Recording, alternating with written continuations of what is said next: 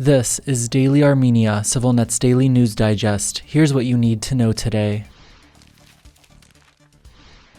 Armenia has said it remains ready to resume engagement in peace talks with Azerbaijan after Baku indicated it wishes to replace Western-mediated efforts with direct negotiations. Armenia's foreign ministry said in a statement today it is willing to resume peace talks with Azerbaijan if they are guided by three main principles, listing those as mutual recognition of territorial integrity, recognition of former Soviet-era administrative boundaries as international borders, and recognition of state sovereignty over infrastructure projects located within their territories. That came in response to a statement from Azerbaijan's foreign ministry yesterday calling for direct negotiations and after a senior Azerbaijani official appeared to rule out any further talks mediated by the European Union or United States. Armenia must understand that the roots and seeds of peace are not in Washington, Brussels, or Paris, but here in the region, Hikmet Hajiyev, Azerbaijani President Ilham Aliyev's foreign policy advisor, told reporters this week. Since last month, Aliyev and his top diplomat have snubbed 3 rounds of scheduled peace talks in Grenada, Brussels, and Washington, charging that France and the United States are biased in Armenia's favor and can no longer be considered neutral mediators. Since the 2020 Nagorno-Karabakh war, Europe, with American support, has coordinated one track of Armenia-Azerbaijan peace talks, while Russia has overseen a separate track. So far, neither has made any discernible progress toward a peace deal.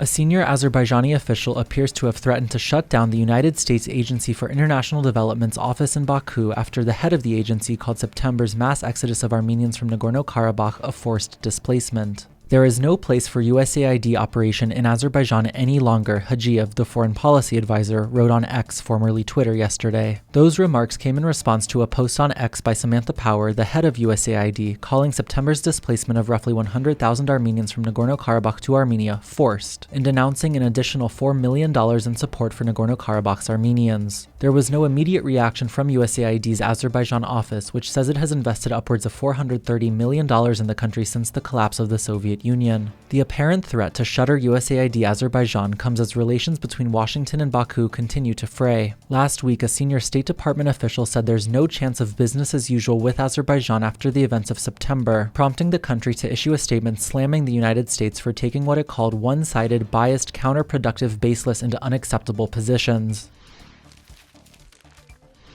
You can also check out our latest interview with Ani Shug, co-founder of the Rerooted project, who sat down with us this week to talk about how she and her team are working to collect oral histories from Nagorno-Karabakh's Armenians, and why now is the right time to do so. Our full conversation with Ani is up now on our website and YouTube channel.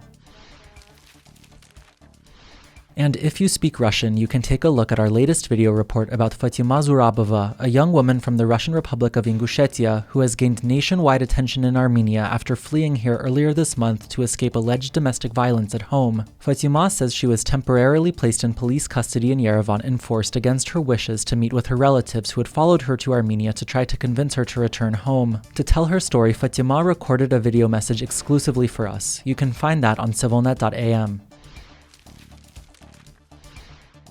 And finally, the CivilNet number of the day is 27.9. That's the average age of marriage for women in Armenia as of last year, according to the country's statistical committee. For comparison, 20 years ago that number was 23.2, a difference of nearly 5 years.